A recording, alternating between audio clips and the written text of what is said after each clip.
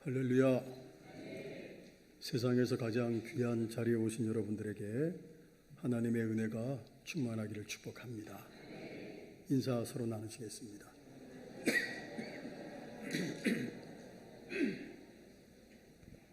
기도의 부흥, 말씀의 부흥, 섬김의 부흥, 선교의 부흥, 진천과 한국과 세계를 예수마을로 만들어가는 교회. 아멘.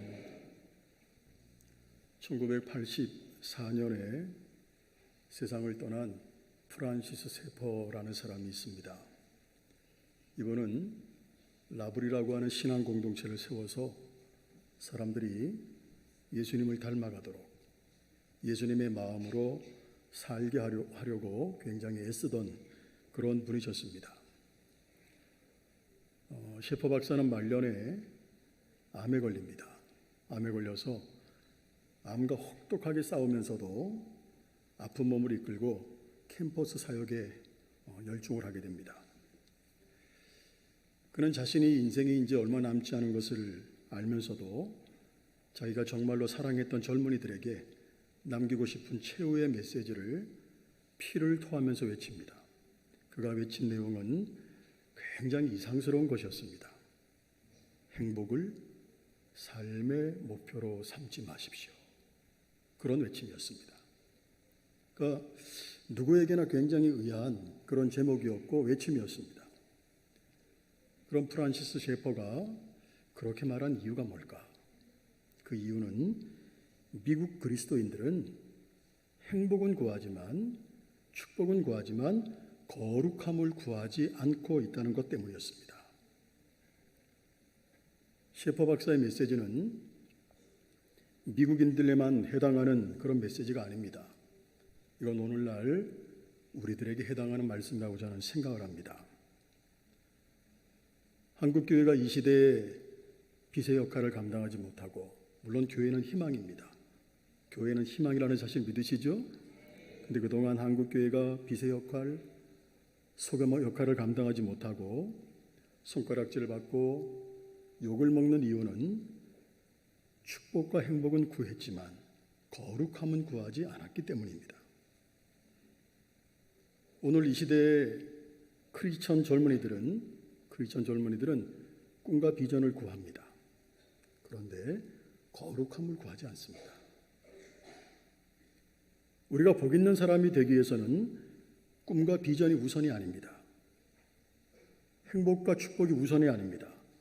죄에 대해서 애통해하고 슬퍼하는 마음을 갖고 거룩한 삶을 추구할 때 복 있는 사람이 되는 것입니다. 이것이 우리 주님이 가르쳐 주신 팔복 중에 두 번째 복, 바로 애통이라는 것에서 잘 나타나고 있습니다. 예수님께서 가르쳐 주신 8가지 복은 한결같이 뭘 이야기하고 있습니까? 믿음에 이르는 길, 그리고 성도답게 사는 길. 자, 뭘 가르쳐 준다고요? 팔복은 믿음에 이르는 길, 성도답게 사는 길, 이걸 가르쳐 주고 있습니다. 이 말씀을 조금 더 마이크 조금만 줄여주세요. 이 말씀을 조금 더 구체적으로 이야기하면, 이 말씀은 우리가 이 땅에 살고 있으면서도, 오늘 저와 여러분들이 이 땅에 살아가고 있잖아요. 이 땅에 살고 있으면서도 천국 시민으로 살아가는 길을 가르쳐 주고 있다는 의미입니다. 어느 분이 말을 했어요. 어느 분이 말하기를, 산상수훈은 삶에 대한 하나님의 약속이다. 하나님이 기뻐하시는 바를 따라 이렇게 사는 사람들에게는 하나님이 이런 복을 주신다는 하나님의 약속이다. 이렇게 말씀을 했습니다. 예수님께서 가르쳐 주신 팔복 중에 두 번째 복은 애통입니다. 그런데 여러분, 여기서 애통은 우리가 상식적으로 생각하는, 그동안 알고 있었던 애통하고는 전혀 다른 말입니다. 여기서 애통이라는 말은 슬픔을 나타내는 말 중에서 가장 진한 말입니다. 그래서 우리가 골수에 사무치는 슬픔, 이렇게 얘기하기도 합니다.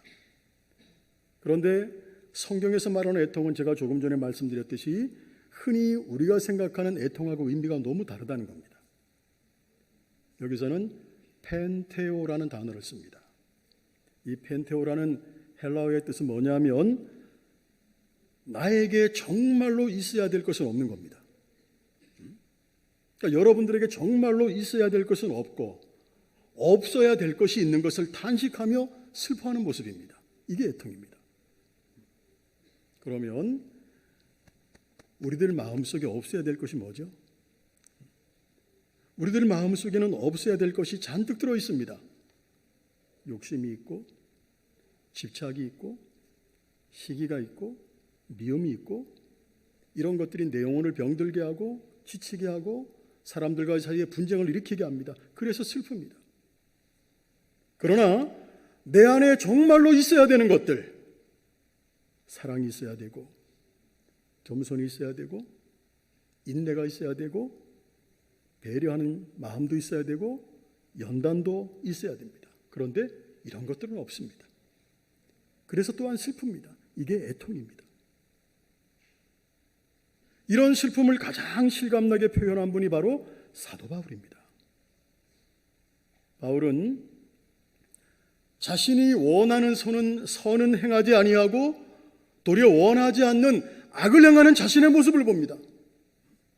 선을 행하고 싶지만 자신이 행하는 모습을 보니까 다 악을 행하는 거예요.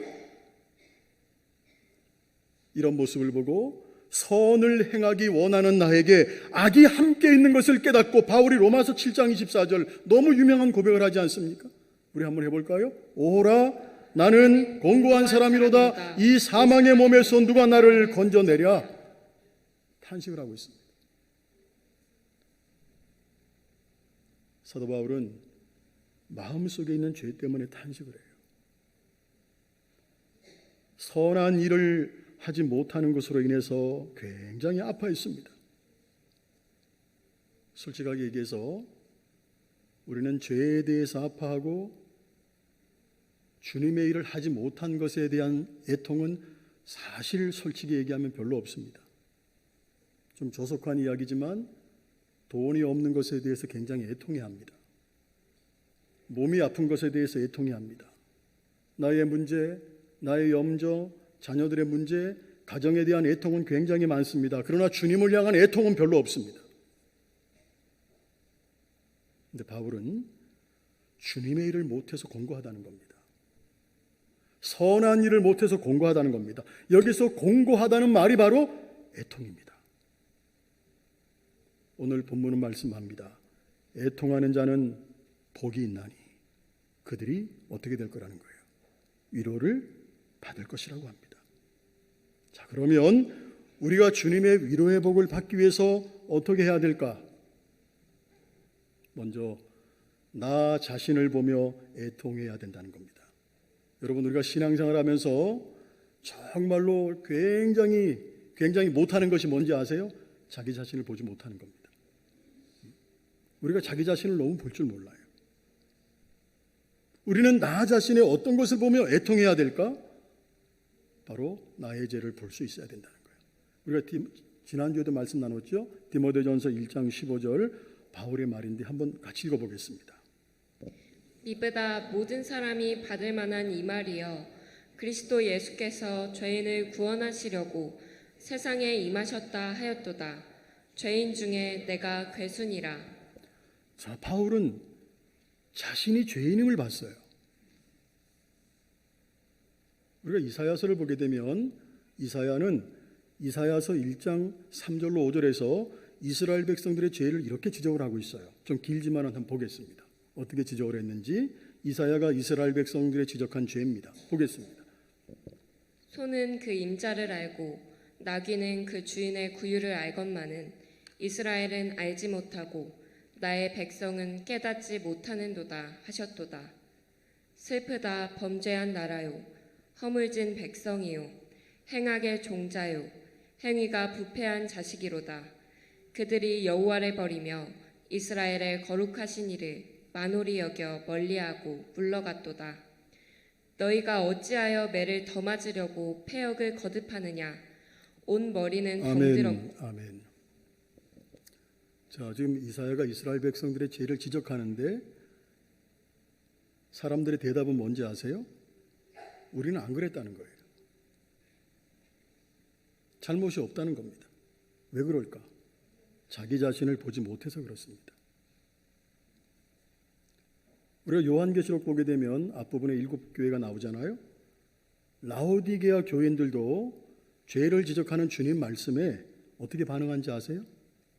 주님이 죄를 지적하셨잖아. 그럼 받아들여야지. 회개해야지. 근데 죄를 지적하는 주님 말씀에 우리들은 믿음의 부자입니다라고 합니다. 그런 그들을 향해서 주님께서 뭐라고 말씀하셨어요? 우리 계시록 말씀을 보겠습니다. 3장 18절 같이 한번 읽어봅니다. 시작. 내가 너를 권하노니 내게서 불로 연단한 금을 사서 부요하게 하고 흰옷을 사서 입어 벌거벗은 수치를 보이지 않게 하고 안약을 사서 눈에 발라보게 하라. 우리는 먼저 나 자신을 보며 나 자신의 죄를 보며 애통해야 합니다. 일이 안 이루어져서 애통해하는 것이 아니라, 돈이 없어서 애통해하는 것이 아니라 먼저 죄된 나 자신을 보며 애통해야 된다는 거예요. 종교개혁자 마틴 루터 여러분 잘 아시죠? 마틴 루터가 되게 유명한 말을 했잖아요. 사람의 회심에는 3가지 단계가 있다는 겁니다. 머리의 회심, 가슴의 회심, 지갑의 회심. 지갑의 회심. 머리로 회심하는 건 쉽지만 가슴으로 믿지 못한다면 그건 진정한 회심이 아니라는 겁니다. 또 지갑의 회심은 뭡니까? 지갑의 회심은 실천입니다. 내가 가슴으로 믿는다고 할지라도 실천하지 못한다면 그건 역시 진정한 회심이 아니라는 겁니다. 그 부분이 참 어렵죠. 지갑을 연다는 것, 지갑의 회심. 루터는 먼저 복음을 머리로 알고 진리를 깨달아야 되고, 그 다음에 가슴에 하나님의 사랑과 정의가 심어져야 된다고 말을 했습니다. 그리고 마지막으로 물질을 모으고 사용하는 방법, 물질을, 이 말 잘 들으세요. 물질을 모으고 사용하는 방법이 달라지는 실천의 단계까지 가야 진정으로 회심한 사람이 된다라고 말을 했습니다. 여러분, 회심이라는 거 마음을 돌린다는 이야기예요. 하나님을 떠났던 생활을 버리고 하나님께로 돌아온다는 겁니다. 당연히 우리의 모든 것이 이전과 같지 않아야 되겠죠. 회심의 단계를 정확하게 구분 지을 수는 없겠지만 우리의 마음, 여러분들의 행동을 돌아보십시오. 내가 정말로 예수님을 따르는 제자인지 그냥 함께 있는 군중인지 여러분 한번 돌이켜보십시오. 여러분들 예수님을 따르는 제자입니까? 아니면 함께 따라가는 군중입니까?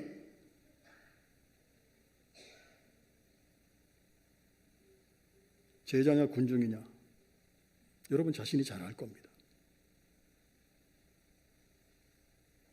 만약 그렇지 못하다면 내 안에서 애통이 있어야 된다는 거예요. 그리고 늘 나 자신을 보며 애통이 있어야 됩니다. 이것이 주님의 위로와 복을 경험할 수 있는 비결이라는 사실, 여러분들 꼭 이 시간에 기억할 수 있기를 축복합니다. 그리고 선을 행하지 못하는 나를 보고 애통해야 된다는 거예요. 여러분, 좀 오래된 영화지만 혹시 신들러 리스트라는 영화 보셨어요? 신들러 리스트라는 영화? 좀 오래된 영화예요. 그 영화 말미에 보게 되면 신들러가 자기 끼고 있던 반지를 빼가지고 내팽개칩니다.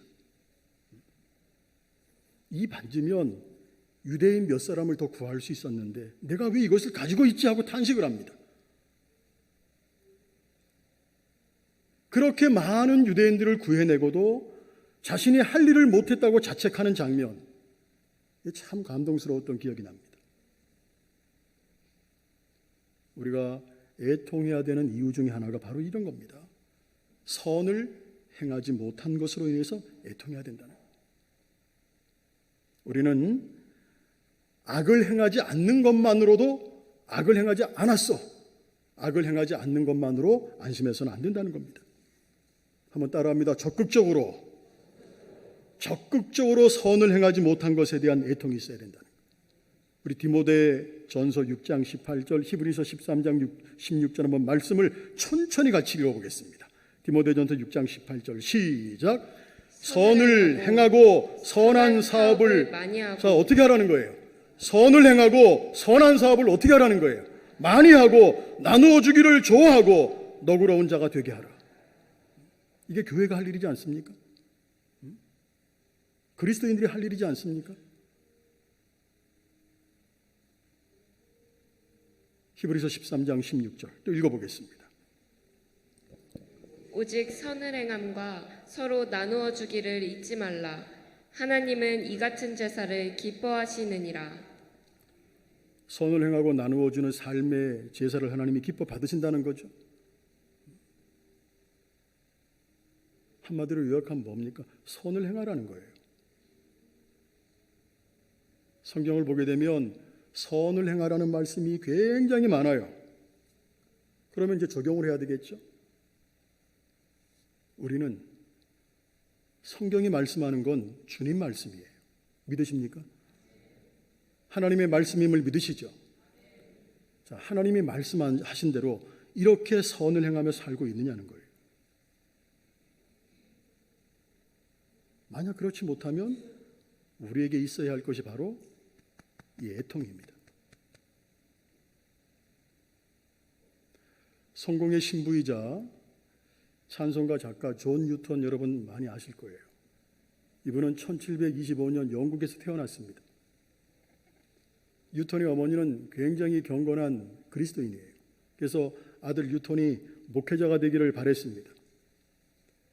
그런데 뉴턴의 어머니는 뉴턴이 6살 때 돌아가셨어요. 그리고 아버지는 배를 타는 선원이었는데 그 어머니가 돌아가신 그 이듬해 재혼을 했습니다. 그러니까 그런 일을 겪으면서 뉴턴이 성격이 삐뚤어지는 거예요. 점점 행실이 삐뚤어져 갔습니다. 악행을 일삼고 폭력을 행하고 늘 삶의 욕설이 그치지 않았어요. 그런 그에게 하나님의 때가 이르렀습니다. 뉴턴이 했던 일이 뭔지 아시죠? 노예들을 팔아넘기는 거예요. 노예상을 했어요. 노예상이었던 뉴턴은 아프리카에서 무역을 다 끝내고 고향으로 돌아가는 중에 굉장히 큰 폭풍을 만납니다. 막 배가 부서지는 거예요. 배가 부서지는 위급한 상황 속에서 뉴턴은 자신도 모르게 기도하는 겁니다. 주님, 나에게 자비를 베풀어 주세요.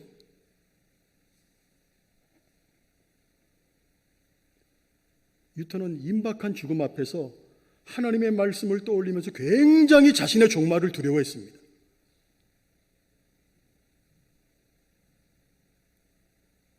그리고 지난날 악행에 대해서 노예를 지금까지 팔고 사는 일, 사람들을 폭력했던 일, 지금까지 악행에 대해서 하나님이 용서하지 않을 거야, 절대로 용서하지 않을 거야, 이런 절망감에 빠졌습니다. 그런데 놀라웠게 그의 기도를 하나님이 응답하셨고 폭풍은 호전이 되었습니다. 이 사건을 통해서 뉴턴은 두 가지를 깨달았어요. 하나님은 살아계시다. 할렐루야. 하나님은 살아계시다. 하나님은 나를 기억하고 있다. 두 가지를 깨달았어요. 한번 해볼까요? 하나님은 살아계신다. 하나님은 나를 기억하신다. 이걸 믿게 되었습니다. 그런 어떤 죄인이라도 용서하시는 하나님의 은혜를 체험하고 예수님을 구주로 영접합니다. 그리고 은혜와 사랑을 전하는 사람이 되었습니다. 그리고 주님의 삶을 본받아서 선을 적극적으로 실천하는 사람이 됩니다. 존 뉴턴은 나이가 들어가면서 기억력이 자꾸 쇠퇴하는 겁니다. 감퇴하는 거예요. 그래서 늘 잊어버리지 않으려고 입버릇처럼 했던 말이 있습니다. 이 말입니다. 다른 것은 다 잊어도 내가 죄인이었던 것과 죄에서 구원받았다는 것은 결코 잃어버리지 않는다. 이 말을 늘 고백했다는 겁니다. 내가 죄인이었다는 것, 그리고 죄에서 구원받았다는 것. 성도 여러분, 오늘 우리들에게도 이런 생각과 마음이 있었으면 좋겠어요. 주님의 은혜를 절대로 잊지 않는 마음, 주님께서 가르쳐 주신 선행하기를 잊지 않는 우리의 손과 발, 이런 삶을 살기 위해서 기도하시기를 주님의 이름으로 축원합니다. 또 한 가지는 마지막입니다. 세상을 보면서 우리가 애통해야 된다는 거예요. 우리가 또 애통해야 할 것은 세상을 바라보고 하는 애통입니다. 저는 아까도 말씀드렸어요. 세상이 어떻게 변하고 아무리 세상 사람들이 교회를 손가락질하고 그리스도인들을 욕한다 할지라도 결국은 예수님 희망이고 교회가 희망입니다. 그런데 현실을 좀 생각해 볼게요. 지금 우리 상황을 간단히 살펴보면 세계 자살률, 교통사고율, 청소년 범죄율, 성범죄 1, 2, 3위 안에 다 들어 있습니다. 우리나라가.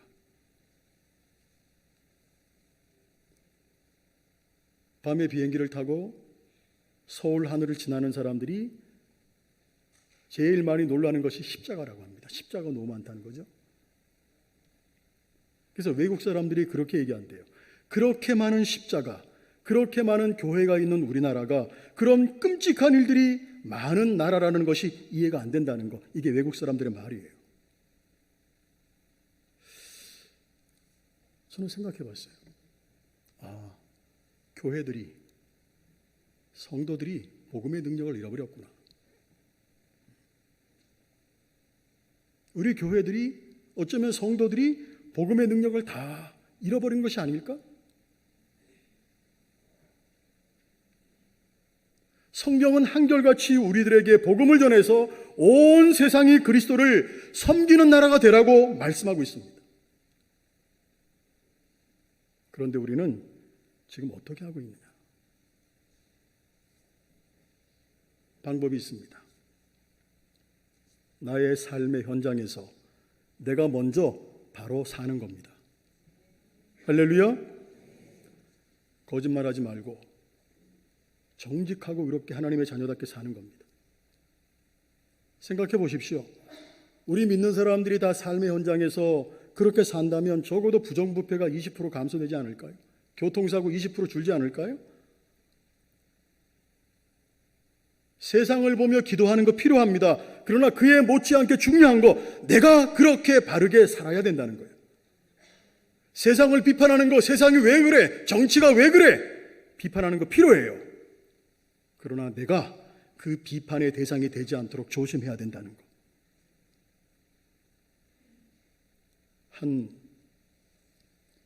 학생에 대한 이야기를 들었습니다. 그 학생의 꿈은 선교사가 되는 겁니다. 그래서 매일 아침 나는 하나님과 이웃을 섬기겠습니다. 늘 고백을 하는 겁니다. 그리고 하루를 시작을 했어요.